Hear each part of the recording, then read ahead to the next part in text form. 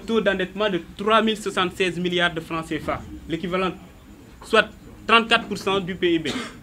Suñu déficit mu ngi woon ci 6%. Ñun bu ñuy egsi, vous l'avez tous vu, 99,67% en termes d'endettement par rapport au PIB, plus de 18 milliards de francs CFA de taux d'endettement. Ci misaal ñoom bu ñuy ñëw sénégalais bu nekk suñu jàppee yow lu nga yoral nit ñi ci bor, on était autour de 219 000 francs CFA. ñoom bu ñu fiy bàyyi Sénégal sénégalais bu nekk war na fay 1 031 000 francs CFA. Donc bokkut. En dépit de situation catastrophique bi nga xam ne bàyyi nañ ko dëkk bi ñun bu ñu egsee est-ce que kenn si yéen dëgg na ne am na salaire yu ñu fayut amut. ñoom il a fallu ñu dem adossé wu ci France instant boobu noonu pour mën a fay ay salaire ñun ba léegi dëgg ngeen ñu ne dem nañ France dem ñaanaatu wala Allemagne wala Chine wala États-Unis kenn dëgguñu fenn fu ñu dem ñaanaatu te ba léegi ñu ngi continuer di fay ay salaire yemuñ ci loolu noonu amul benn secteur bu ngay laal tey te gisoo ne nit ñi ñu ngi ciy def ay jéego yu am solo secteur yëpp nag laa wax. Et en dépit de tout ça nga gis aussi ceeb wàññi nañ ko suukar wàññi nañ ko mburu wàññi nañ ko farine wàññi nañ ko tout ça ci at bii nii la nekkee en dépit de la situation catastrophique bu am Sénégal. Ki nga xam ne nag nekkoon nag ak ñoom pendant 5 ans voire 6 ans moom moo ñëw naan tey il se permet di naan en 1 an ñun defuñu fi dara. Donc c'était pour leeral juste côté boobu noonu par rapport à ce point-là. Le deuxième point c'est quoi? Et balaa may ñëw sur le deuxième point il faut rappeler que ñun en 1 an quand même en 6 mois c'est-à-dire en moins d'1 an on a présenté aux Sénégalais notre référentiel de politique publique donc muy vision 2050 présenté le plan quinquennal ak un master plan stratégique. ñoom il leur a fallu 2011 2012 2013 2014 pour ñu dem wuti ab cabinet à l'étranger pour mën a présenter au Sénégalais plutôt le PSE te ñëpp xam nañ PSE bi nu mu demee woon te duñ ko présenter aussi ñun bu ñu nekkee ci espace politique ba léegi à chaque fois suñuy débattre un débat de fond la ñuy def un débat d'idées naan PSE bi mën nañ ci jukki tel ou tel point d'accorduñ ci mais est-ce que gis ngeen boobu léegi kenn ci ñoom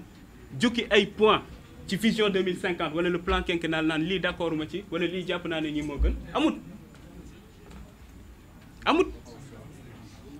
démb aussi maa ngi koy dégg mu naan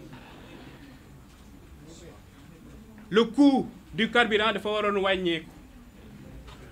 parce que moom son argumentaire ci ñaari point la ko lal ay facteurs exogènes notamment baril pétrole bi jàpp na ne wàññeeku na au niveau mondial ak ay facteurs endogènes jàpp na ne ñun ñu ngi commencé di produire pétrole donc coût carburant bi war na wàññeeku man nag ci facteur endogène yi rek laa yem le frère Ngagne Demba Touré dina ñëw ci facteur exogène yi expliquer ce qu'il en est. Alors lu leen Thierno Alassane Sall fàtte wax mooy le contrat bu Sénégal signé ak Woodside donc pour exploiter Sangomar ñoom ñoo ko signé te buñ koy signé amul benn pàcc bi nga xam ne nee nañ ci Sénégal mën na am ay tarifs préférentiels ci misaal Sénégal lu muy jëndee pétrole su naree jënd pétrole ci Woodside ce sera au même titre que la France ce sera au même titre que les États-Unis ce sera au même titre que l'Allemagne la Chine qu'importe donc disons n'importe quel pays ñun ak ñoom ñooy yem ni ñuy jëndee pétrole foofu noonu moom il le sait très bien et pire encore ñun suñuy jënd foofu noonu sax ce sera en devise étrangère donc yow soo bëggee jàkkaarloog Sénégalais yi di leen naan puisque ñu ngi produire pétrole léegi dañoo war a carburant bi dafa war a wàcc te yow sa jëmmi bopp xam nga ne yéen a signé contrat yooyu noonu ñaar moo ci mën a am soit nga ñàkk a xam soit nga nekk de mauvaise foi l'un dans l'autre ñàkk a xam ba musiba la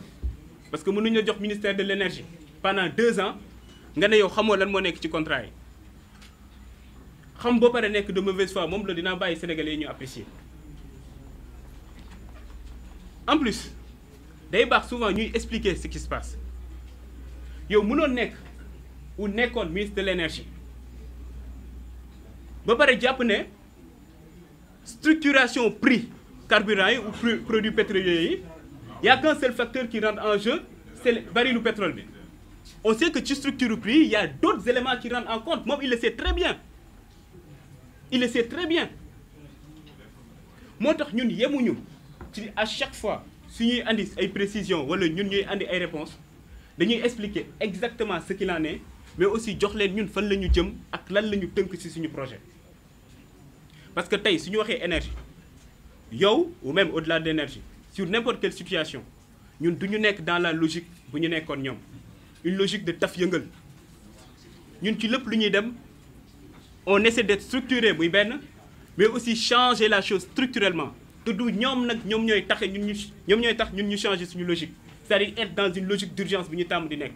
ñun on va rester dans une logique où tout est planifié réfléchi xam fan la ñu jëm ak fan la ñu bëgg a jëmale Sénégalais yi ba tax na tey soo jëlee secteur bu mu doon wax léegi par rapport au carburant ñun suñu vision là-dessus c'est clair te ci lañ nekk di liggéey soo xoolee les mesures conjoncturelles lu ñu jël kese au niveau de la SAR xam ngeen SAR avant su doon importer le fioul tonne bu nekk da ci doon fay benn prime fixe de $52 parce que amuloon appel d'offre léegi bu Bassirou Diomaye Diakhar Faye excès am appel d'offre suñuy importer loolu noonu nañ prime fixe boobu doon di jar $52 ça coûte entre $20 et $30 aujourd'hui ça c'est factuel yemuñ ci la capacité de raffinage de la SAR tey c'est entre 1,5 million de tonnes annuellement 1,5 million de tonnes et ñun on sait que notre besoin c'est autour de 3 millions de tonnes moo tax SAR le projet SAR 2.0 c'est pour yóbbu cette capacité de raffinage là jusqu'à 5,5 millions de tonnes pour l'horizon 2028 xam nga loolu noonu c'est clair leer na lii mooy suñu position parce que dafa am lenn li nga xam ne il faut ñu ciy revenir suñu wax par exemple énergie xam nga France par exemple su ma jëlee exemple pays bu mel ni France ñoom seen taux d'indépendance énergétique dafa demoon ba wàcc à 55% tout de suite ñu def commission d'enquête parlementaire en mars 2023 où ils ont appelé anciens ministres de l'énergie yëpp ak même parfois ay présidents pour laajte leen yan politique ngeen mëne bu tax suñu politique ou suñu taux d'indépendance énergétique wàcc ci misaal suñu wax taux d'indépendance énergétique mooy nga jël rapport entre énergie primaire yi nga xam ne ñun dañ koy produire ci suñu dëkk par rapport aux énergies primaires yi nga xam ne dañ koy consommer suñu waxee énergie primaire nag ñaari type d'énergie primaire moo am les énergies de stock mooy charbon par exemple le gaz le pétrole l'uranium etc. les énergies qui ne sont pas renouvelables à l'échelle humaine suñu waxee énergie de flux nag moom moo nekk par exemple énergie solaire muy énergie hydraulique wala énergie éolienne par exemple ce sont les énergies renouvelables donc yow à chaque fois soo bëggee xam yow sa taux d'indépendance énergétique da ngay def le rapport entre yow énergie primaire yi nga xam yaa ngi koy produire chez sa dëkk par rapport à l'énergie ou aux énergies primaires yi nga xam moom la ñu consommer te lu tax loolu am solo mooy tey suñu la ne am nga souveraineté côté énergétique ça veut dire que yow sa économie am na benn résilience de sorte que ay choc exogène su amee muy ci baril bi wala leneen ak leneen yow sa économie mën na koo atteindre c'est-à-dire du am répercussion bu bëri yow ci sa économie wala sa structure économique ñun foofu la ñu jëm ak yéen loolu noonu c'était juste un point par rapport à moom lu mu wax dëmb ci carburant bi ak leneen par rapport au bilan mais nag xam naa ne lu ëppal nit ñi solo tey mooy suñu débat ban ak moom